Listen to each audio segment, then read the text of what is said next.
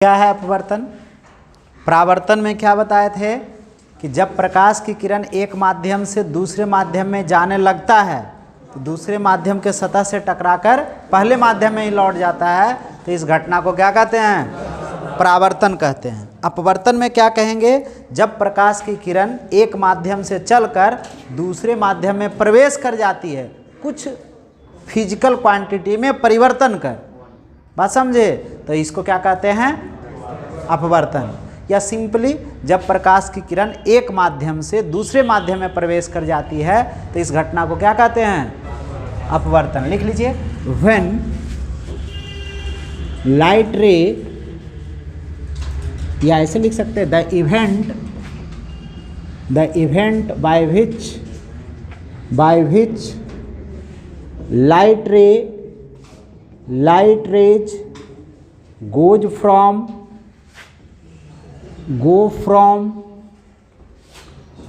one medium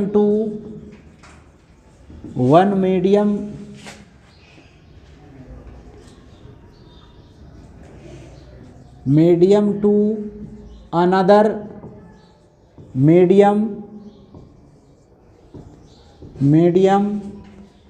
is known as refraction. Known as refraction.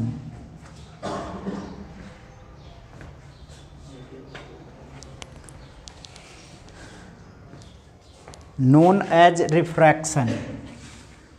सबसे पहले लिखिएगा रिफ्रैक्टिव इंडेक्स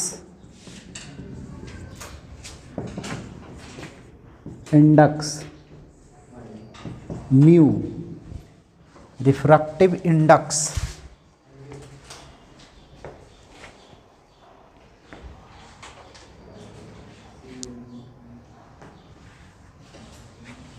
लिखिएगा the ratio of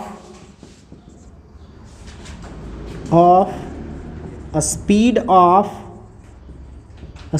of light to the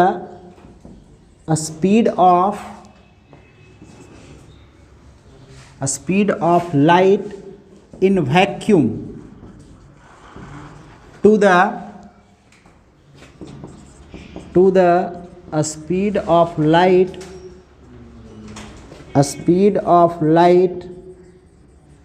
in a medium known as refractive index।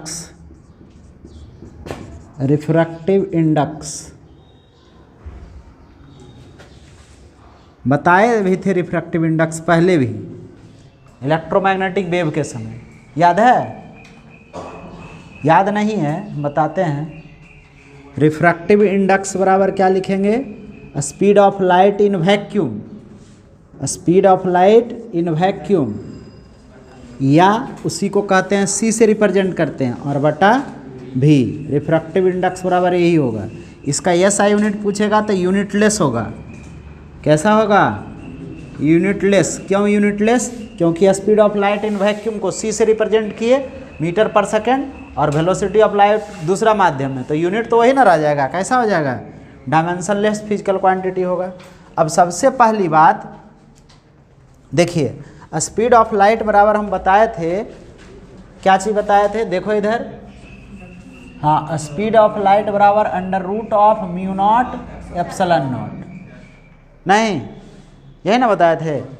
कब? निर्वात में। तब यहाँ निर्वात वाला परमिटिविटी कांस्टेंट और परमेबिलिटी कांस्टेंट रखे थे, सब बात बताया हुआ है। जब कोई माध्यम में स्पीड ऑफ लाइट बोलेगा तो फिर वहाँ पर उस माध्यम का रिफ्रैक्टिव इंडेक्स, ये क्या चीज? परमिबिलिटी कांस्टेंट और परमिटिविटी कांस्टेंट रखेंगे। और चूंकि हम लोग पढ़े थे epsilon is equal to epsilon naught into epsilon R, और mu is equal to mu naught और इंटू म्यू आर, तो यहाँ पर क्या आ जाएगा? नहीं बात समझे? नहीं बात समझा? ये वाला बात नहीं समझ में आ रहा है? क्या नहीं समझ में आ रहा है भाई? सब बात बतावल है, ये इलेक्ट्रोस्टैट में बताए हैं, ये मैग्नेटिक मटेरियल में बताए हैं, बात समझे। और उसके बाद दोनों को बताए हैं, इलेक्ट्रोमैग्नेटिक वेव में बताए हैं, कहो नहीं बताए हैं, ये दोनों बात बताया हुआ देख लो। तो यहाँ पर ना लिखे थे v बराबर क्या आ गया, यहाँ पर रख दो, तो under root of mu naught epsilon naught, और इसी के अंदर आ जाएगा म्यू आर एप्सिलॉन आर, नहीं हो जाएगा कोई दिक्कत। तो इसको क्या लिख सकते हैं, 1 बटा under root of mu naught epsilon naught और इनटू 1 बटा mu r epsilon r root में। इसको क्या लिख सकते हैं, c, और इसी को कहते हैं म्यू। नहीं बात समझा, नहीं बात समझा तो बोलो। तो म्यू बराबर क्या आ गया, c/v, मतलब इसी को कहते हैं रिफ्रैक्टिव इंडेक्स। यहाँ पर बोल सकते हैं under root of mu r और एप्सिलॉन आर को हम लोग क्या बोलेंगे, रिफ्रैक्टिव इंडेक्स RI। बात समझ में आया, वहाँ पर भी बताया हुआ है, एक एक बात बताया हुआ, कोई बात नया नहीं, इधर सब बात पुराना है, नया बात तो यही है। बात समझे, ये बात बताया हुआ है, कॉपी में लिखा हुआ नहीं होगा, ये वाला बात लिखा हुआ होगा, ये वाला नहीं, बस हो गया, और क्या चाहिए। रिफ्रैक्टिव इंडेक्स बराबर एक ये भी फॉर्मूला आ गया, कौन सा, ये अपने आप में क्या है, एक फॉर्मूला है, यही रिफ्रैक्टिव इंडेक्स हो जाएगा, कोई दिक्कत। और देखिए, अरे लिखो नहीं बेचैन आत्मा, बात समझे, लिखना नहीं है। सबसे पहले C का जो वैल्यू होगा निर्वात में वो क्या हो जाएगा, क्या ये म्यू और ये म्यू दोनों बराबर है, ये परम्यूलेबिलिटी कांस्टेंट है और म्यू को रिफ्रैक्टिव इंडेक्स कह रहे हैं, या नहीं है तो n से रिप्रेजेंट कर लीजिए। रिफ्रैक्टिव इंडेक्स को क्या चीज़ से कर लीजिए, n से भी कर सकते हैं। तो C का वैल्यू लगभग 3.8 इंटू 10, 3 इंटू 10 के पावर 8 मीटर पर सेकेंड होता है। नहीं, ये निर्वात में प्रकाश की चाल कितना होता है, 3 इंटू 10 के पावर 8 मीटर पर सेकेंड। कुछ और स्पीड याद रखना है, जैसे वाटर में वाटर में वेलोसिटी ऑफ स्पीड कितना होगा, तो वो आ जाएगा कितना, 2.25 इंटू 10 के पावर 8 मीटर पर सेकेंड। ग्लास में स्पीड याद रखना होगा 2.0 इंटू 10 के पावर 8 मीटर पर सेकेंड। ये वही लाइट का है जो वैक्यूम में इस स्पीड से चलता है, ग्लास में इस स्पीड से चलता है, ग्लास ये वाटर में इस स्पीड से चलता है और ग्लास में इस स्पीड से चलता है। बात समझे, कोई दिक्कत। तो यहाँ से सबसे पहला बात कि म्यू ग्लास, देखो म्यू वाटर निकालो तो कितना आ जाएगा, 3 इंटू 10 के पावर 8 और बाई 2.25 इंटू 10 के पावर 8, ये तो कट गया, कितना आ गया, 3 से कट रहा है, हाँ कट रहा है, तो कितना आ जाएगा, 3/300/225, ये 9 बार और ये 12 बार, तो ये आ जाएगा 4/3। ये आ गया कितना, 4/3, किसके लिए, वाटर के लिए। ये डाटा याद रखेंगे। इसी तरह ग्लास के लिए लिखेंगे, ग्लास के लिए म्यू ग्लास, तो ये आ जाएगा 3/2। ये तो आसान है, इसको डिवाइड करो, सब कुछ कट जाएगा, 3/2 बच जाएगा। ग्लास के लिए रिफ्रैक्टिव इंडेक्स कितना होगा, 3/2। अब सबसे पहली बात कि जो भी देख रहे हैं तो स्पीड ऑफ लाइट जो है वैक्यूम में सबसे ज़्यादा है, इससे ज़्यादा किसी का भी लाइट नहीं संभव है। और उसी लाइट का कोई और मीडियम में जो स्पीड होगा वो पक्का तौर पर वैक्यूम से भी कम होगा। अर्थात जब ऊपर वाला कम और नीचे वाला, ऊपर वाला बड़ा और नीचे वाला छोटा, तो ये क्या होगा, 1 से बड़ा होगा। मतलब अब्सोल्यूट रिफ्रैक्टिव इंडेक्स का वैल्यू 1 से हमेशा कैसा होगा, बड़ा होगा। 1 कब होगा, जब हवा का ही पूछ दे, तब लगभग किसके बराबर हो जाएगा, 1। और ये कहाँ तक जाएगा, इन्फिनिटी तक जाएगा। बात समझे, रिफ्रैक्टिव इंडेक्स का वैल्यू कभी भी क्या नहीं हो सकता है, 1 से छोटा नहीं हो सकता है, क्योंकि निर्वात में प्रकाश की चाल सबसे अधिक होता है इन कंपैरिजन टू किसी भी माध्यम में प्रकाश की चाल से। बात समझे? तो इसलिए जब भी होगा रिफ्रैक्टिव इंडेक्स का वैल्यू तो कितना होगा, 1 से अधिक होगा। चलिए लिख लीजिए, और भी कुछ बात बता देते हैं, लिखिए। हाँ हिंदी लिख लीजिए, हिंदी लिखिए, इसका हिंदी लिख लिया, लिखिए। वह घटना जिसके द्वारा वह घटना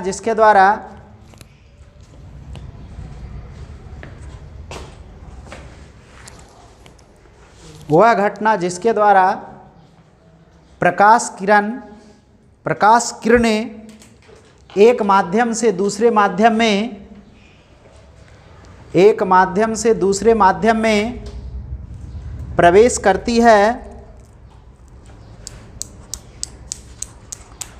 एक माध्यम से दूसरे माध्यम में प्रवेश करती है, अपवर्तन कहलाता है।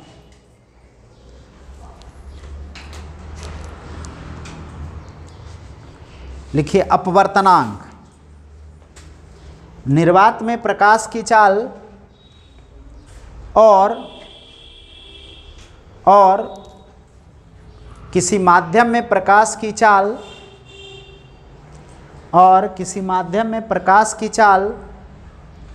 का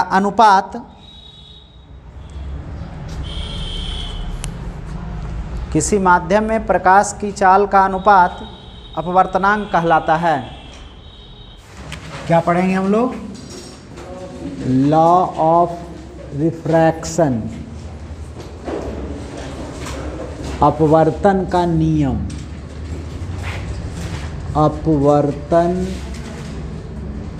अपवर्तन का नियम।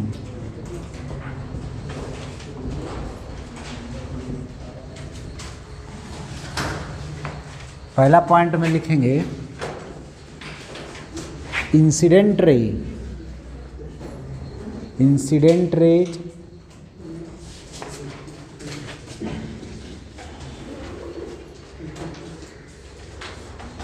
Refracted raise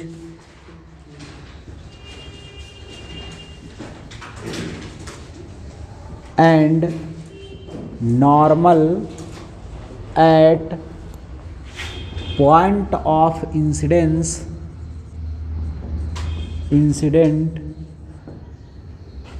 lie in a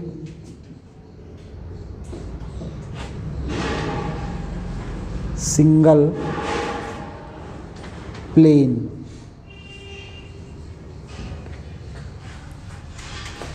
दूसरा पॉइंट में लिखिएगा the ratio of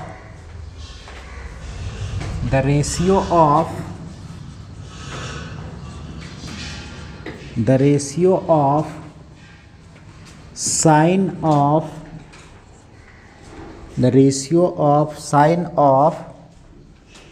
angle of incidence to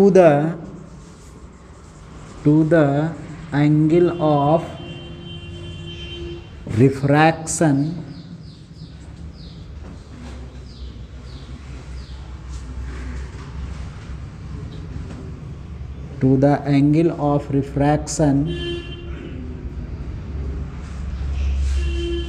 is always constant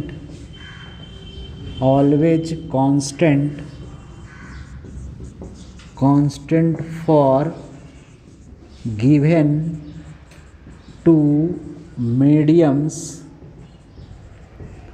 which is equal to relative refractive index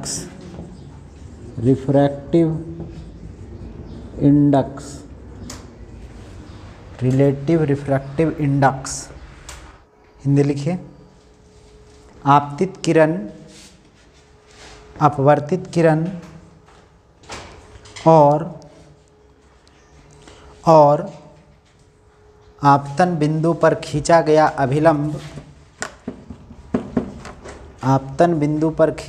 अभिलंब तीनों एक ही समतल में होता है। आपतित किरण, अपवर्तित किरण और आपतन बिंदु पर खींचा गया अभिलंब तीनों एक ही समतल में होता है। तीनों एक ही समतल में होता है। दूसरा लिखिएगा, आपतन कोण की ज्या, आपतन कोण की ज्या और अपवर्तन कोण की ज्या का अनुपात दिए गए दो माध्यमों के लिए, दिए गए दो माध्यमों के लिए, दिए गए दो माध्यमों के लिए, दिए गए दो माध्यमों के लिए नियत होता है, जो कि उन दोनों माध्यमों, जो कि उन दोनों माध्यमों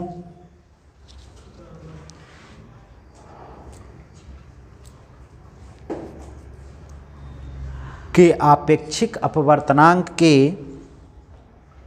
आपेक्षिक अपवर्तनांक के, आपेक्षिक अपवर्तनांक के समानुपाती होता है।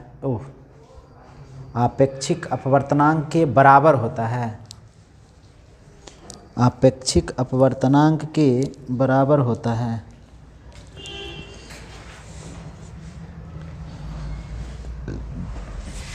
इधर देखिए, सबसे पहले दो माध्यम मानना है। रिफ्रैक्शन के लिए कितना माध्यम होना चाहिए? दो माध्यम। एक ऊपर वाला मान लिए μ1 मीडियम और ये वाला मान लिए कैसा? μ2 मीडियम। ठीक है। अब एक किरण को पहले आपतित कराए, क्या किए? एक रे को इंसिडेंट कराए। इस रे को क्या कहते हैं? Incident ray. पहले से जानते हैं? नहीं, परावर्तन में भी यही पढ़ रहे थे। अपवर्तन में भी जो किसी सरफेस पर आकर पड़े उसको क्या कहते हैं? Incident ray. अब यहाँ पर एक अभिलंब खींचेंगे, ये पॉइंट ऑफ इंसिडेंस कहलाएगा और ये वाला क्या कहलाएगा? नॉर्मल। नहीं कहलाएगा नॉर्मल, ये नॉर्मल हो गया। अब ये अपना रास्ता में थोड़ा सा परिवर्तन करेगा, जाना चाहिए जिस डायरेक्शन में नहीं जाएगा, जाना चाहिए सीधे, वो नहीं जाकर थोड़ा सा बेंट करेगा। ठीक है। ये वाला कोण कहलाएगा आपतन कोण, ये नॉर्मल, और ये रिफ्रैक्टेड रे, रिफ्रैक्टेड रे, अपवर्तित किरण, और ये वाला कहलाएगा अपवर्तन कोण। आर से ही रिप्रेजेंट करेंगे। ये क्या कहलाएगा?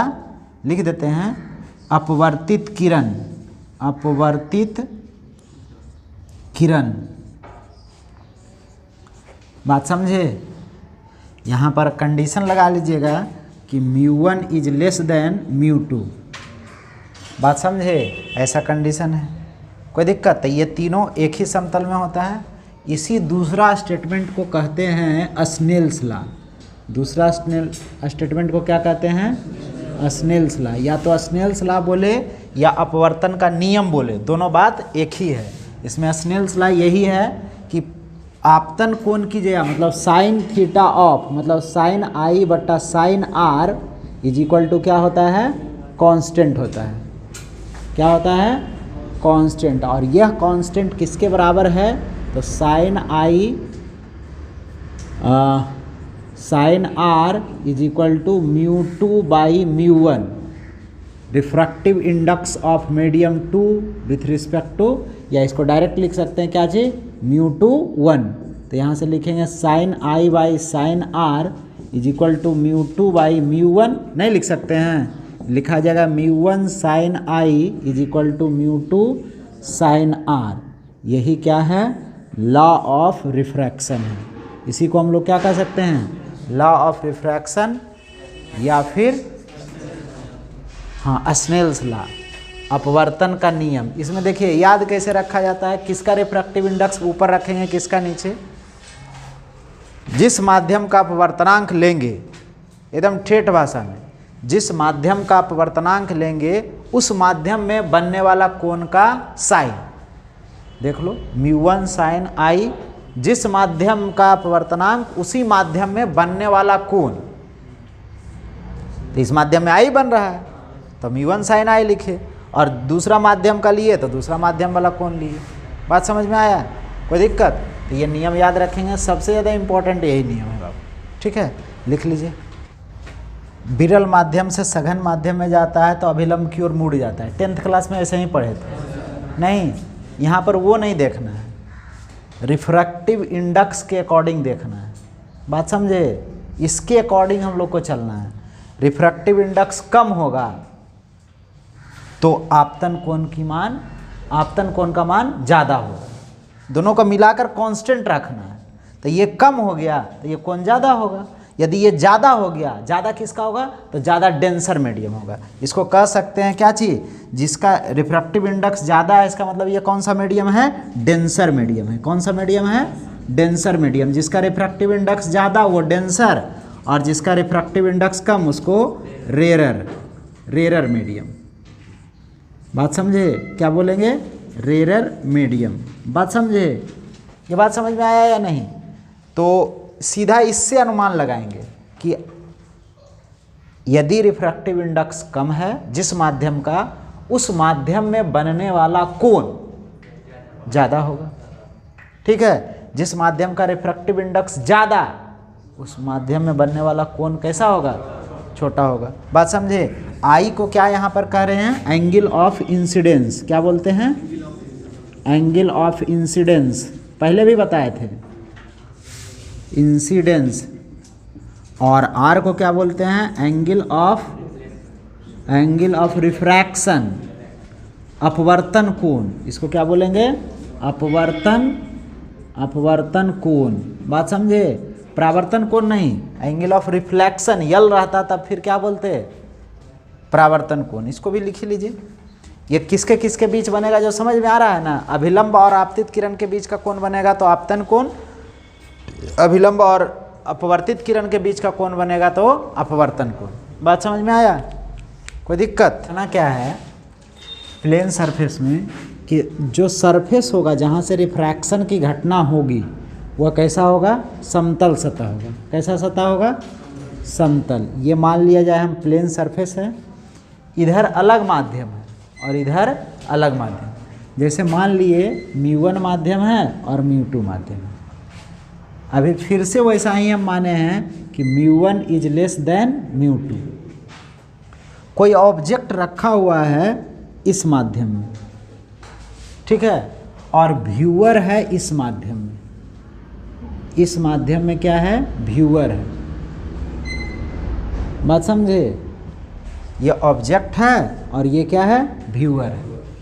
सिंपल एक एग्जाम्पल ले लेते हैं। मछली पानी में तैर रही है, पानी के नीचे, और हम लोग देख रहे हैं। बात समझे? या फिर एक सिक्का पानी, बाल्टी वाली पानी में रखा हुआ है, उसको हम देख रहे हैं। तो क्या प्रतीत होगा? ऊपर प्रतीत होगा, नीचे प्रतीत होगा, कितना प्रतीत होगा? वो तो ऊपर प्रतीत होता है। या बर्तन की घटना हम लोग कब पढ़ लिए हैं? 10th क्लास में पढ़ लिए हैं कि ऊपर ही प्रतीत होगा। तो कितना ऊपर महसूस होगा? बात समझे? तो ये बात हम लोग देखते हैं। तो जिस वस्तु को देखना हो उस वस्तु से प्रकाश की किरण निकालेंगे, जो पहले देखते आए हैं, कुछ नया नहीं। जिस वस्तु को देखना हो उस वस्तु से क्या होना चाहिए? प्रकाश की किरण निकलना चाहिए। तो एक हमेशा इस रिफ्रैक्टिंग सरफेस के परपेंडिकुलर क्या करेंगे? हाँ, एक किरण को, ये ऑब्जेक्ट है, एक सीधा इस तरह से निकाल दिए। इसमें किसी प्रकार का डेविएशन नहीं होगा। क्यों नहीं होगा? क्योंकि आपतन कोण कैसा हो गया? 0 डिग्री। तो ये पूरा 0, तो अपवर्तन कोण भी कैसा होना पड़ेगा? 0 डिग्री होना। कोई दिक्कत? कोई दिक्कत है तो बोलो। इसमें किसी प्रकार का डेविएशन नहीं होगा। बात समझ में आया? कैसे बोल रहे हैं? इसमें डेविएशन क्यों नहीं होगा? क्योंकि आपतन कोण का मान इस स्थिति में क्या है? 0 डिग्री है। कोई दिक्कत? दूसरा कुछ कोण पर, और जैसे ही कुछ कोण पर निकालेंगे तो क्या होगा? अब तो आपतन कोण 0 डिग्री रहा नहीं। रहा क्या? अब यहाँ पर अभिलंब बन जाएगा, ये वाला अभिलंब हो जाएगा। होगा या नहीं? आप स्ट्रेट लाइन बनाइएगा। स्केल रखकर। ये हो गया कैसा, आपतन कोण। बात समझे। अब जैसे ही इस माध्यम में जाएगा तो इस माध्यम का रिफ्रैक्टिव इंडेक्स ज़्यादा, देखो यहाँ देखो कैसे रिफ्रैक्टिव इंडेक्स μ2 ज़्यादा है, यहाँ लिखा हुआ है। ये डेंसर माध्यम है, जिसका रिफ्रैक्टिव इंडेक्स ज़्यादा हो उसको क्या कहेंगे, डेंसर मीडियम। रेयर मीडियम किसको कहेंगे, जिसका रिफ्रैक्टिव इंडेक्स कम। तो μ2 का वैल्यू अधिक है तो I का मान कम होगा R के कंपैरिजन में। तो R जाना चाहिए ऐसे, यदि इधर मुड़ा देते हैं कम हो जाएगा, ऐसे मुड़ाएंगे तब ना ज़्यादा होगा। ये कम है तो इसका रिफ्रैक्टिव इंडेक्स कैसा होना चाहिए, ये आप कोण का मान कैसा होना चाहिए, ज़्यादा। ये R हो गया। कोई दिक्कत है तो बोलो, इसमें कोई दिक्कत है। अब दो डाइवर्जिंग बीम ऑफ लाइट हो गया, इसको रिफ्रैक्टेड रे को देखो, डाइवर्जिंग हो गया, क्या आगे कभी कटेगा, पीछे की ओर बढ़ाने पर कटेगा। जहाँ पर कटा वही इमेज होगा और ये ऑब्जेक्ट होगा। कोई दिक्कत है तो बोलिए इसमें। और कैसा ऑब्जेक्ट होगा, वर्चुअल होगा। Diverging beam of light refracted रे का या रिफ्लेक्टेड रे का, परावर्तित किरण या अपवर्तित किरण डाइवर्जिंग बीम ऑफ लाइट हो तो उसका इमेज कैसा बनता है, कैसा, वर्चुअल। यदि कन्वर्जिंग बीम ऑफ लाइट हो रिफ्रैक्टेड रे का या फिर रिफ्रैक्टेड रे का, परावर्तित या अपवर्तित किरण का कैसा हो, कन्वर्जिंग बीम ऑफ लाइट हो, तो रियल इमेज का फॉर्मेशन होगा। यहाँ पर कैसा बनेगा, वर्चुअल। ये कैसा है, यदि हम लिखेंगे तो वर्चुअल इमेज, और ये ऑब्जेक्ट कैसा था, रियल ऑब्जेक्ट था। नहीं बात समझे। यदि लिखना होगा तो हम लोग यही लिख सकते हैं। अब हमको यही निकालना है कि O से A तक की दूरी क्या है, कितना ऊपर प्रतीत हुआ, O से A तक की दूरी कितना है। बात समझ में आ रहा है। तो सबसे पहले आपको निकालना पड़ेगा, ये वाला दूरी हम मान लेते हैं, यहाँ से यहाँ तक की दूरी हम लोग क्या कर लेते हैं, मान लेते हैं। यहाँ से यहाँ तक की दूरी कितना मान लिए हम, h। कितना मान लिए, h। अब करना क्या होगा, आपको यहाँ से यहाँ तक की दूरी, ये पॉइंट का नाम दे दिए A और इसका भी नाम दे दिए कुछ B। बात समझे। तो हम लोग सबसे पहले कुछ नहीं लगाते हैं, क्या चीज़, स्नेल्स लॉ। क्या लगाते हैं, एक ही को तो नियम है, अकॉर्डिंग टू स्नेल्स लॉ क्या हो जाएगा, ये लिख देते हैं। हाँ, व्हेन केस 1 में, ये केस 1 ले रहे हैं हम लोग, केस 1 क्या लिखेंगे, when real object is in denser medium. बात समझ में आया, क्या लिखे, जब वास्तविक वस्तु कहाँ हो, सघन माध्यम में, तब ना। बात समझ में आया। कोई दिक्कत है तो बोलिए। क्या लिखेंगे स्नेल्स लॉ से, उधर लिखा हुआ है। तो ये μ2 sin I, क्या बोले थे, जिस माध्यम का रिफ्रैक्टिव इंडेक्स उस माध्यम में बनने वाला कोण। तो कितना आ गया, नहीं आ गया, अरे बात समझ में आया। और फिर इज इक्वल टू दूसरा माध्यम sin R। एकदम सिंपल घटना बता रहे हैं, जिस माध्यम का रिफ्रैक्टिव इंडेक्स उस माध्यम में बनने वाला कोण, जिस माध्यम का रिफ्रैक्टिव इंडेक्स उस माध्यम में बनने वाला कोण। नहीं हो गया, कोई दिक्कत। अब चूंकि देखो ये सब यहाँ पर जो भी होता है I और R सब स्मॉल होता है। क्यों स्मॉल होता है वो आगे हम एक्सप्लेन करेंगे। अभी मान लीजिए कि यहाँ पर क्या होगा, I और R कैसा होगा, स्मॉल। हाँ, इसमें लिख सकते हैं I एंड R इज कैसा, स्मॉल। इसलिए हम लोग लिख सकते हैं क्या चीज़, साइन I लगभग बराबर होगा I के, और ये लगभग बराबर होगा tan I के। नहीं, उसी तरह से साइन R लगभग बराबर होगा किसके, R के, और ये लगभग बराबर होगा किसके, tan R के। तो हम लोग यहाँ पर रख सकते हैं, देखिए तो μ2 tan I is equal to μ1 tan R। कोई दिक्कत है तो बोलिए इसमें। नहीं बात समझे, कोई दिक्कत है। अब ये वाला कोण I है तो ये वाला कोण भी I होगा, हाँ, एकांतर कोण से। और ये वाला कोण R है तो ये वाला कोण भी R होगा। संगत कोण से नहीं, नहीं बात समझे। तिर्यक छेदी रेखा के एक ही ओर का कोण कैसा होता है, बराबर होता है। तो ये दोनों कोण बराबर हो गया। अब इसमें देख लो, इस ट्रायंगल में, इस ट्रायंगल में देख लीजिए क्या देख लेना है। देखिए तो साइन ये tan i μ2 tan i, tan i मतलब ऊंचाई और बटा आधार, मतलब AB by AO is equal to μ1 tan i AB by AI, नहीं AB से भी कट गया, क्या हो गया AI इज इक्वल टू आ गया कितना μ1 बाई μ2 AO, या इसी को लिखेंगे μ1 2 AO। AO का वैल्यू कितना है H, नहीं ये AI बराबर आ गया। अब सोच लो, हमको निकालना है, इसको कहते हैं नॉर्मल शिफ्ट।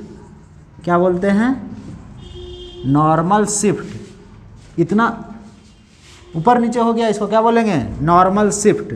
कितना OI बराबर, तो कितना AO माइनस AI, AO का value H minus μ12 into H, H common ले लेंगे, H इंटू 1 माइनस μ12। बात समझे, कोई दिक्कत। अब जस्ट लाइक समझ लीजिए, जैसे हम मछली को देख रहे हैं, अब मछली भी हमको देख रही होगी। अरे स्वाभाविक बात है, उन्हें देखता है, जैसे ही मछली के पास जाता है तो कैसे करता है, वो भागने लगता है। इसका मतलब वो भी देख रहा है। तो हमको जितना एक्चुअल में गहराई में मछली है उससे ऊपर दिखाई दे रहा है। तो इसमें भी मछली पकड़ना आसान काम नहीं होता है, इसीलिए बाबू। अरे सही बात बता रहे हैं, दिखाई दे रहा है ऊपर, लेकिन एक्चुअल में वो है कहाँ, उससे और नीचे है। अब यदि आप ऊपर तक कोई जाल फेंके और ये किए, तब तक तो वो नीचे से निकल जाएगी। मतलब उसमें अनुमान लगाना पड़ता है। अरे सही बात बोल रहे हैं। यहाँ पर तो गंदा पानी रहता है तो हम लोग को दिखाई नहीं देता है, समुद्र वाला पानी में दिखाई देती है मछली। तो एक अनुमान लगाना होता है कि इतना गहराई में दिख रहा है, इसका मतलब इतना गहराई में होगा नहीं, और नीचे होगी मछली। तो उसके अकॉर्डिंग उसमें जाल या जो भी इंस्ट्रूमेंट से उसको पकड़ना होता है, वैसे पकड़ा जाता है। बात समझे। अब उसी तरह मछली भी हम लोग को देख रही होगी। वो क्या, वो एक्चुअल में मछली ऊपर दिखाई दे रही है। अब मछली देख रहा होगा तो हम लोग क्या नज़दीक दिखाई दे रहे होंगे या दूर दिखाई दे रहे होंगे, ये वाला बात अभी देखते हैं हम लोग दूसरा केस में। चलिए लिखिए, इसको लिखिए। दूसरा में क्या लिखिएगा, बोलिए। दूसरा केस क्या होगा, बोलो।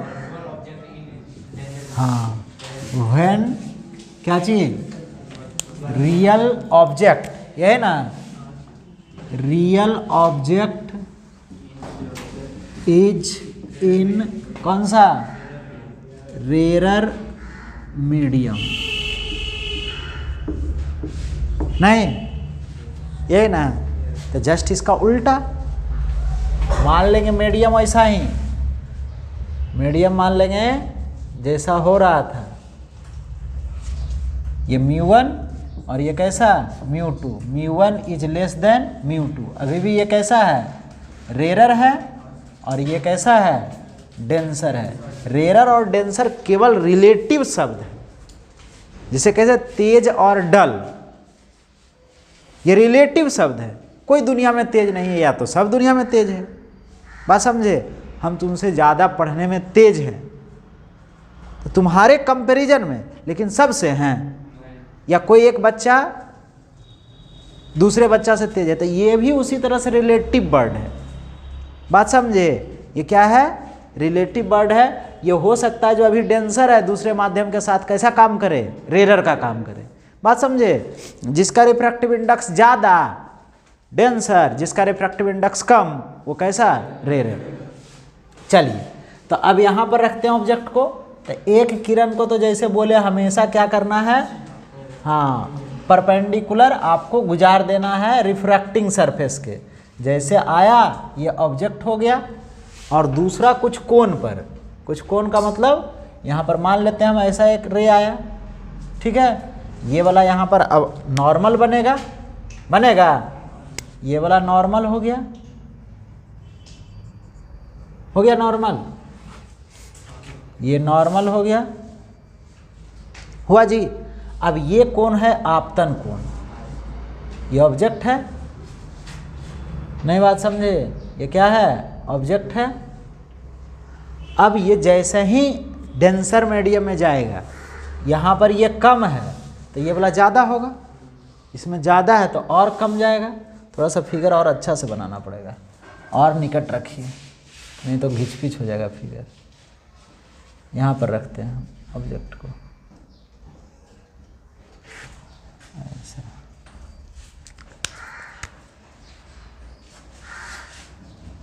बात समझे? ये वाला आ गया, ऐसा आपतित किरण आया, ये ऑब्जेक्ट हो गया।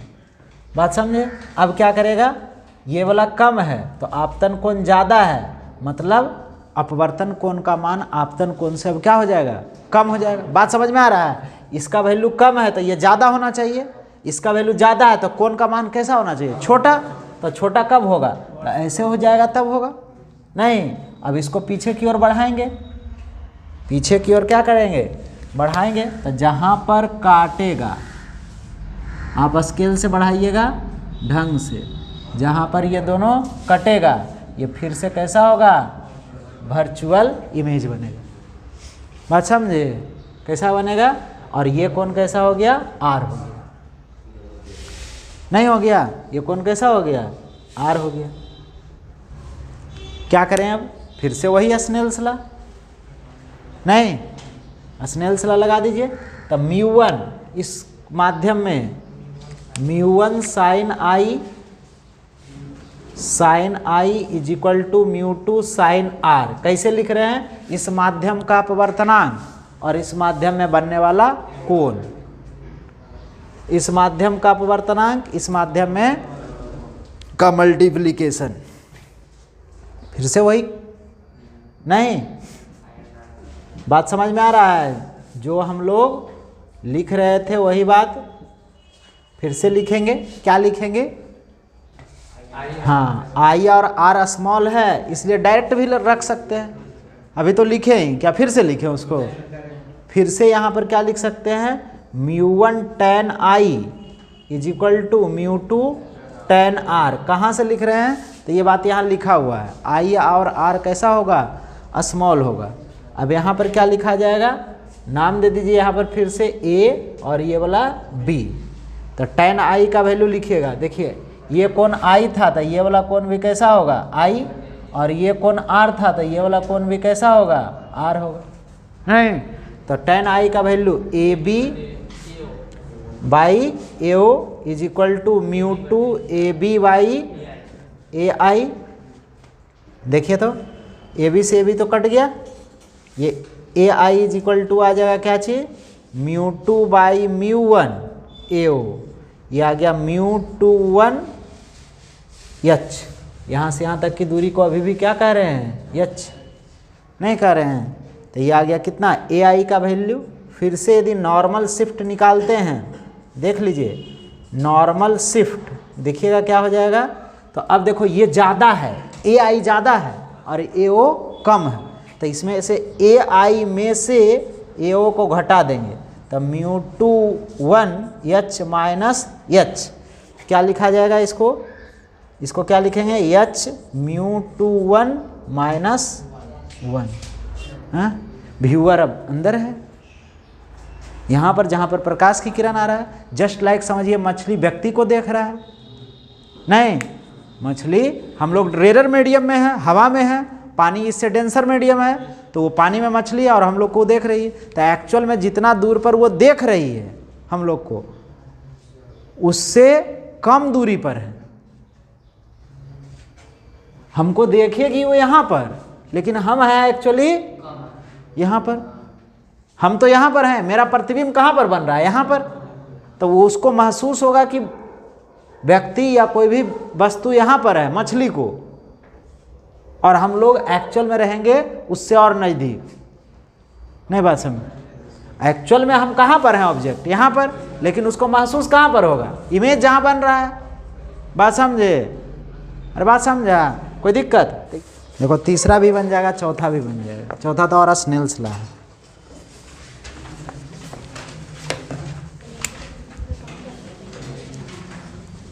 देखिए क्वेश्चन नंबर 3, पेज नंबर कितना है? दूसरा तक बता दिए थे ना जी? हाँ, दूसरा हो गया था ना। तीसरा देखिए, तीसरा question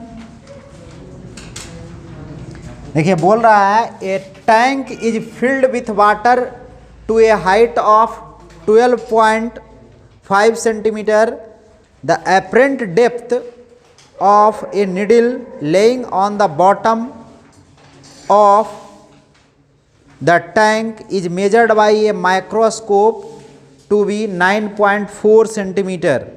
What is the refractive index of water?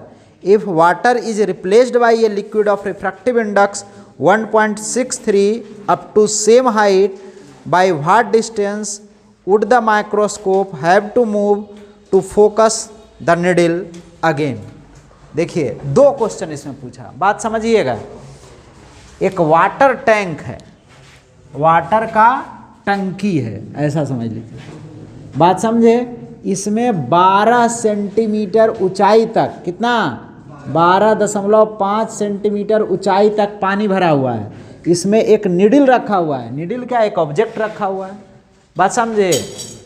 तो ये प्रतीत होता है कितना? 9.5 सेंटीमीटर पर। कितना सेंटीमीटर पर? 9.4 सेंटीमीटर पर। एपरेंट डेप्थ इसी को कहते हैं, आप लिख सकते हैं।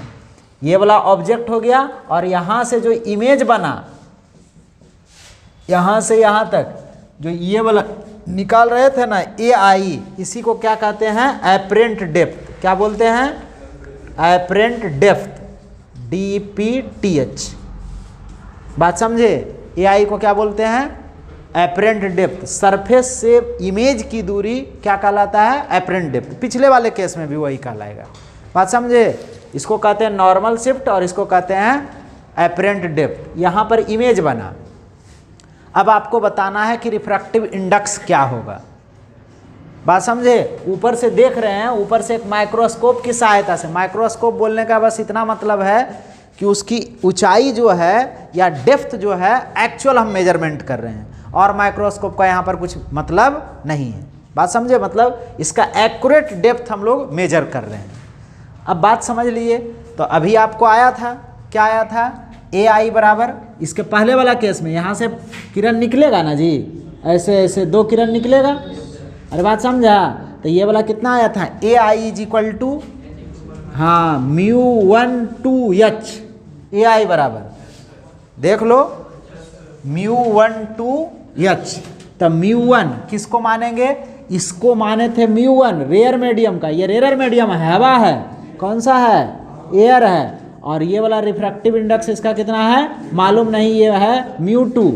ये μ1 है 1 के बराबर। एयर का रिफ्रैक्टिव इंडेक्स पूछेगा तो कितना बताएंगे? 1, क्योंकि लाइट का स्पीड जितना वैक्यूम में होता है, लगभग उतना ही स्पीड लाइट का कहाँ पर रह जाता है? हवा में भी रहता है, लगभग, बात समझे। तो इसलिए इसका रिफ्रैक्टिव इंडेक्स एयर के केस में कैसा कह देंगे? 1। और इसको क्या कह देंगे? μ2 को हम मान लिए कैसा? μ के बराबर। यही बात पूछा, यहाँ पर दिया हुआ है। ये एपरेंट डेप्थ AI का वैल्यू दे रखा है कितना? ये वाला 9.4 सेंटीमीटर, 9.4 सेंटीमीटर। और H का वैल्यू दे रखा है कितना?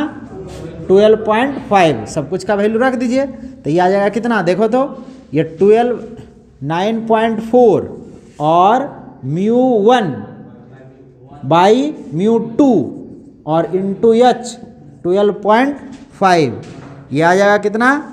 μ2 बाई μ1, इधर ले आए, is equal to 12.5 by 9.4। Decimal से डेसिमल कट गया। इसका रिफ्रैक्टिव इंडेक्स μ नहीं, और μ1 का वैल्यू 1 रखें या ना रखें, तो ये आ गया 125/94। डिवाइड करेंगे तो कितना आ जाएगा? 1 जितना आ जाए, बात समझे, लगभग 3 वाटर वाला आएगा। वाटर का रिफ्रैक्टिव इंडेक्स क्या होता है?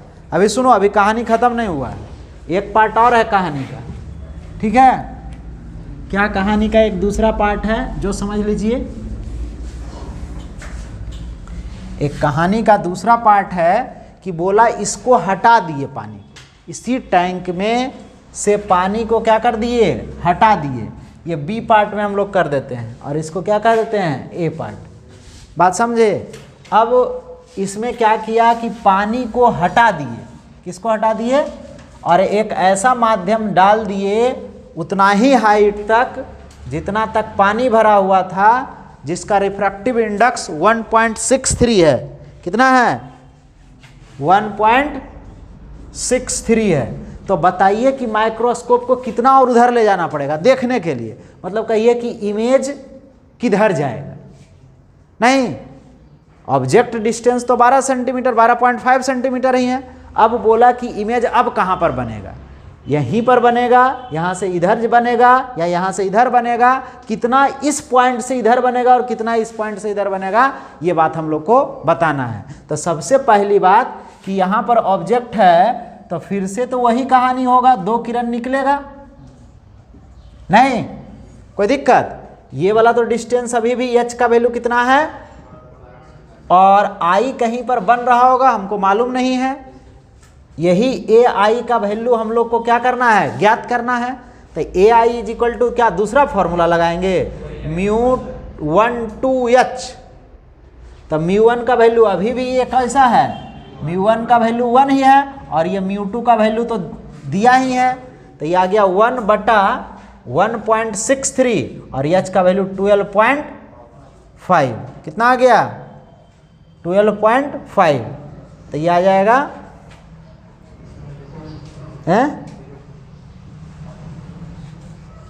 163 नहीं आएगा, डेसिमल हटा दिए। इसको डिवाइड करिएगा तो कितना आ जाएगा, बोलो जल्दी, डिवाइड करके बताओ, डिवाइड करिए।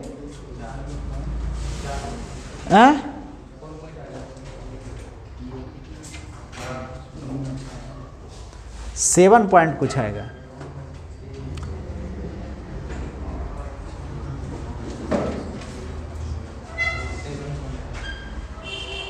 अरे डिवाइड करो, बात समझे। इतना देर में तो हम जवानी कर लेंगे रे। 7.6 सेंटीमीटर। अब समझो, इधर देखो, ये वाला आ गया यहाँ से यहाँ तक की दूरी कितना, 7.6। और ये पहले कहाँ पर था, इसको भी मिलाना है। अब दोनों क्वेश्चन को मिला देना है। पहले था 9.4 पर, अब आ गया ऊपर से इसकी गहराई 7.6 पर। इसका मतलब कि और ऊपर इमेज बना, मतलब माइक्रोस्कोप को और ऊपर ले जाएंगे तो कितना शिफ्ट कराएंगे, क्या बोला था, हाँ, what distance would the microscope have to move. तो माइक्रोस्कोप ऐसे लिखेंगे, माइक्रोस्कोप हैव टू मूव कितना डिस्टेंस, तो 9.4 माइनस 7.6 कितना आ जाएगा, 1.8 सेंटीमीटर अपवार्ड, ऊपर की ओर। नहीं, क्योंकि इमेज कहाँ गया, ऊपर की ओर। यदि इमेज और इससे ज़्यादा गहराई पर आ जाता तो हम लोग कहते क्या, हाँ, डाउनवर्ड। बात समझे, नीचे की ओर माइक्रोस्कोप को लाना पड़ेगा। अभी कहाँ ले जाना पड़ेगा, ऊपर की ओर। बात समझे। ऐसे भी रिफ्रैक्टिव इंडेक्स बढ़ रहा है तो और ऊपर इमेज बनेगा। बात समझे, जितना ज़्यादा रिफ्रैक्टिव इंडेक्स इसका होगा उतना और ऊपर इमेज बनेगा। देखो इसका रिफ्रैक्टिव इंडेक्स कितना आया था, 1.3, और इसका दिया हुआ है 1.6, मतलब थोड़ा सा ऊपर जाएगा। और यदि कम जाता 1.2 होता तो और नीचे आता इमेज। नहीं बात समझे। चलिए लिख लीजिए इसको, कोई दिक्कत है तो बोलिए।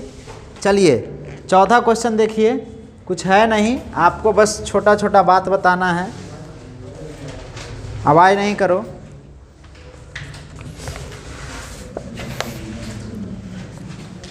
क्वेश्चन नंबर 4 देखिए, 3 फिगर दिया हुआ है, A B A. Show reflection of a ray in air 60 degree. जो बात फिगर में दिया हुआ है ना, वही बात लिखा हुआ है। इधर देखो, देखिए ऊपर लिखा हुआ है ग्लास और नीचे लिखा हुआ है एयर। एक ऐसे जाता है किरण, यहाँ पर दिया हुआ है कितना, 60 डिग्री, और ये बेंड कर जाता है इस डायरेक्शन में। ये बच जाता है कोण कितना 35 डिग्री। कितना बच जाता है? ये एयर है, कैसा है? एयर है। दूसरा बी फिगर में दिया हुआ है, फिर से एक मीडियम है, इधर एयर है और इधर वाटर है, ऐसा आया और ये अभिलंब हो गया और ये थोड़ा सा क्या कर गया, बेंट कर गया इस डायरेक्शन में। ये हो गया 47 डिग्री और ये वाला कोण हो गया कितना 60 डिग्री। ठीक है। अब तीसरा फिगर है, एक तीसरा फिगर दिया हुआ है। तीसरा फिगर दिया हुआ है ऐसा, ये है ग्लास और ये है वाटर, ऐसे गया और यहाँ पर अभिलंब हो गया, ये इधर चल गया। ये वाला कोण दिया हुआ है कितना 45 डिग्री। तो आपको बताना है ये वाला कोण कितना होगा। बात समझे? कोई दिक्कत? तो हम लोग उल्टा ही चल देते हैं, उल्टा चल देते हैं। पहले पूछा क्या वहीं पर सोच लेते हैं। बात समझे क्या बोले? पूछ क्या रहा है उसी बात को हम लोग देख लेते हैं। पहले क्या देखेंगे? तो ये वाला आ जाएगा म्यू डब्लू। स्नेल सलाह लगा रहे हैं। अरे mu one sine I is equal to mu two sine R, जिस माध्यम का रिफ्रैक्टिव इंडेक्स उस माध्यम में बनने वाला कोण। तो sine 45 is equal to glass mu G और साइन मालूम नहीं, यक्स मान लिए। ना तो इसका वैल्यू मालूम है, ना इसका वैल्यू मालूम है, ना इसका वैल्यू मालूम। 3 गो अननोन है, बनेगा भी नहीं। तो यहाँ से पहले निकालिए बारी बारी से। क्या करना है? यहाँ से निकालना है।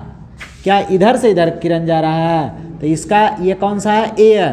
तो इसका रिफ्रैक्टिव इंडेक्स कितना 1। रिफ्रैक्टिव इंडेक्स कितना? हाँ, तो इसको लिख देंगे 1 into sine 60 is equal to mu g, glass है, साइन 35। तो mu g is equal to नहीं आ गया साइन 60 और बट्टा साइन 35 हुआ या नहीं? म्यू जी का वैल्यू निकल गया, म्यू डब्लू का वैल्यू निकल जाएगा। कैसे निकलेगा? तो यहाँ पर फिर से ये एयर है, तो इसका वैल्यू कैसा 1। तो ये आ जाएगा, इस इधर से इधर आ रहा है, तो mu one 1 sine 60 is equal to mu डब्लू साइन 47। तब म्यू डब्लू बराबर क्या हो जाएगा? बोलो, साइन 60 और बटा साइन 45, ठीक 47। ठीक है। अब इसमें रख दीजिए, sine x is equal to निकालिएगा तो क्या हो जाएगा? Mu W by mu G और साइन 47। ये x is equal to mu W का वैल्यू आया साइन 60 और बटा साइन 47 इंटू नीचे में है म्यू डब्लू, तो इसको उलट देते हैं, साइन 35 और बटा साइन 60 और इंटू साइन 45। तो यह तो कट जाएगा, नहीं कट जाएगा? कट गया। तो ये कितना आ जाएगा? साइन 35 और ये लगभग 35 डिग्री से थोड़ा सा छोटा आएगा, 32-33 डिग्री आ जाए, जो आ जाए। नहीं, अरे 45 और 47 में नहीं, 1-2 डिग्री अंतर इधर उधर होगा मोटा मोटी। या नहीं तो एग्जैक्ट वैल्यू निकालना है तो फिर ऐसे निकालो, साइन इनवर्स साइन 35 45 और बट्टा साइन 47। इसमें हम लोग एक ही को का वैल्यू जान रहे हैं 45 का, और तो किसी का वैल्यू जान रहे हैं नहीं। लगभग वही नीचे में थोड़ा सा बड़ा हुआ था, इसमें थोड़ा सा घटेगा। थोड़ा सा घटेगा मतलब कितना? 31-32 जो हो जाए 30 हो जाए। 30 तो नहीं होगा, जो हो जाए। बात समझे? चलिए, अब इसका एग्जैक्ट वैल्यू जानते हैं नहीं तो हम कैसे निकालेंगे? ठीक है, यदि दिया रहता तो सबका मान पुट करके निकाल लेते। बात समझे? चलिए, यही आंसर हो जाएगा। केस नंबर 3 क्या पढ़ रहे थे हम लोग? पढ़ रहे थे कि इमेज कहाँ पर बनेगा जब किसी वस्तु को दूसरे माध्यम में रखेंगे और पहले माध्यम से देख रहे होंगे, यही ना। अभी तक हम लोग रियल ऑब्जेक्ट के लिए पढ़ रहे थे, अब हम लोग पढ़ेंगे क्या चीज, व्हेन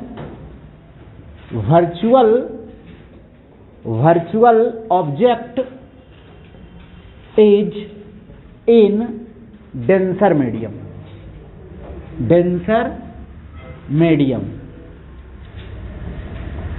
बात समझे? वर्चुअल ऑब्जेक्ट कहाँ पर है? डेंसर मीडियम में है।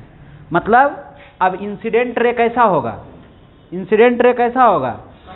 कन्वर्जिंग। इंसिडेंट रे कैसा होगा? अभी तक जो हम स्थिति बता रहे थे, ये माध्यम था μ1 μ2, μ1 इज लेस देन μ2 माने थे, यही ना। ये कौन सा मीडियम हो गया? Rarer medium.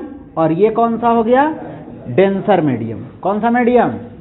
Denser medium. कोई दिक्कत? ऑब्जेक्ट कहाँ है? नहीं, ऑब्जेक्ट डेंसर मीडियम में है।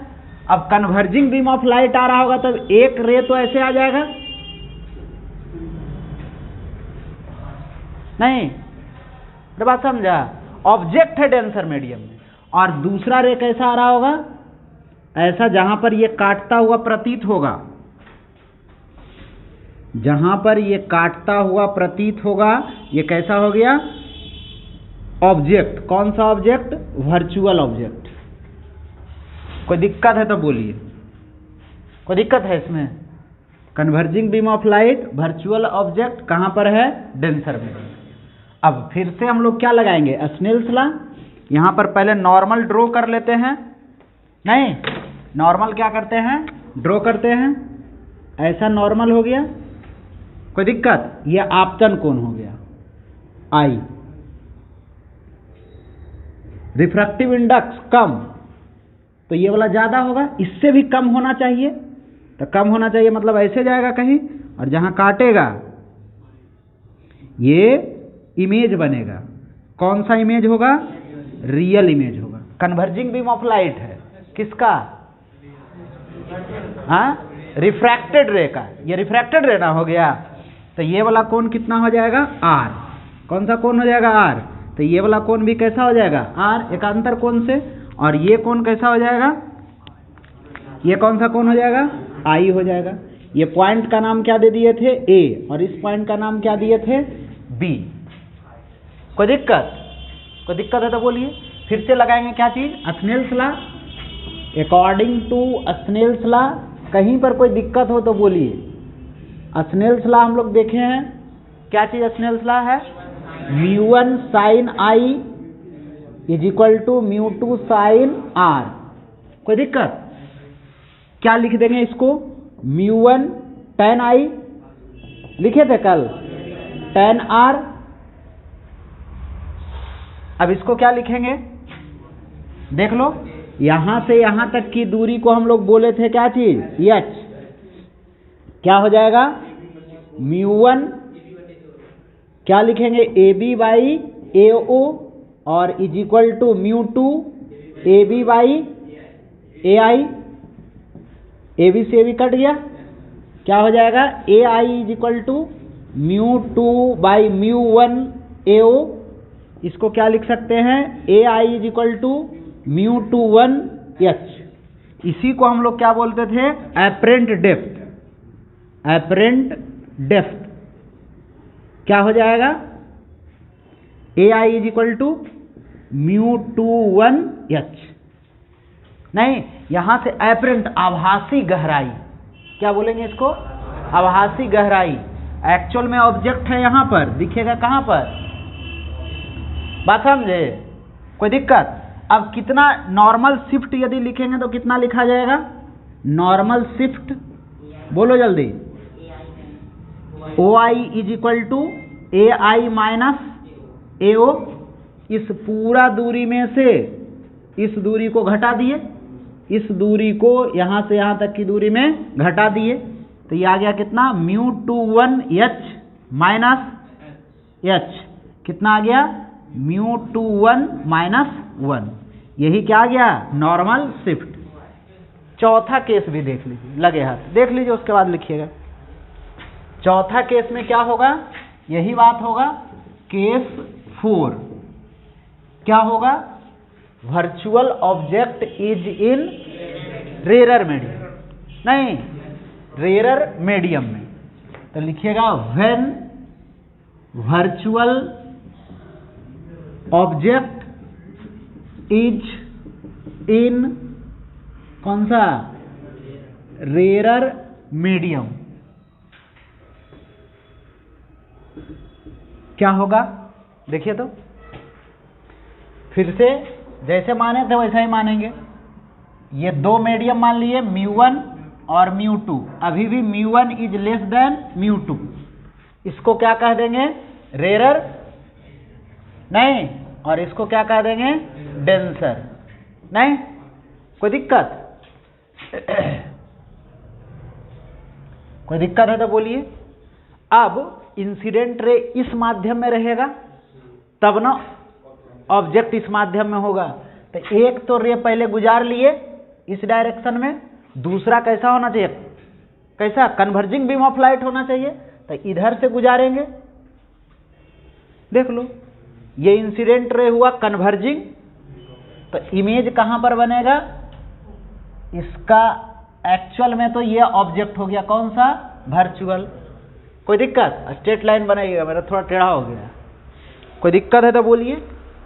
फिर से यहां पर क्या बना देंगे, नॉर्मल, ये कौन सा हो गया, आई, ये वाला ज्यादा तो ये कम, अब इससे भी ज्यादा, तो इससे भी ज्यादा मतलब ऐसे जाएगा, नहीं बात समझे। रिफ्रैक्टिव इंडेक्स ज्यादा है, आपतन कोण का मान यहां पर क्या होगा, इस माध्यम में बनने वाला कोण कम होगा, इसका मतलब इससे बड़ा कोण बनेगा कौन सा, एंगल ऑफ रिफ्रैक्शन।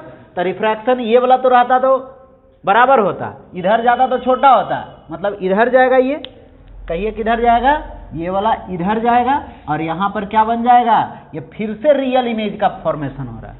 मतलब समझ रहे हैं, जब वर्चुअल ऑब्जेक्ट ले रहे हैं तो हमेशा इमेज कैसा बन रहा है, रियल इमेज बन रहा है, बात समझे, कोई दिक्कत। अब ये वाला कोण पूरा हो गया कौन सा, आर, बात समझे। तो ये कोण आई, तो ये वाला भी कोण कैसा, आई, और ये कोण आर, तो ये भी कोण कैसा, आर, नहीं ये वाला नाम दे दिए ए और ये वाला नाम दे दिए बी। फिर से यही सेम कहानी दोहरा देना है, नहीं बात समझे, क्या दोहरा देना है, अकॉर्डिंग टू स्नेल्स लॉ क्या हो जाएगा, बोलिए, μ2 sin I is equal to μ1 sin R, नहीं क्या लिखेंगे, μ2 sin को लिख देते हैं क्या चीज, tan, और μ1 tan R। कोई दिक्कत, कोई दिक्कत है तो बोलिए, क्या लिखा जाएगा, μ2 tan I, ऊंचाई और बटा आधार, मतलब क्या चीज, AB AO μ1 AB AI, नहीं क्या हो जाएगा, AI का वैल्यू μ1 बाई μ2 AO, नहीं इसी को फिर से क्या बोलेंगे, एपरेंट डेप्थ, क्या हो जाएगा, AI is equal to μ1 2 H, इसको यहां से यहां तक क्या बोलेंगे, H, नहीं होगा, क्या हो जाएगा इसको, हाँ नॉर्मल शिफ्ट लिखेंगे, नॉर्मल शिफ्ट क्या चीज, AO माइनस AI, फिगर देखकर लिखा जाता है, ऐसे नहीं देखता है वहां पर AI माइनस AO, वो सब कुछ नहीं कि AI माइनस AO होगा या AO माइनस AI, फिगर जो बड़ा में से छोटा को घटा देना है, कोई दिक्कत। तो AO का वैल्यू H माइनस μ1 2H, क्या हो जाएगा, बोलिए, H कॉमन आ गया, 1 माइनस μ1 2, यही नॉर्मल शिफ्ट हो गया। कोई दिक्कत है तो बोलो, कोई दिक्कत, चलिए लिख लीजिए।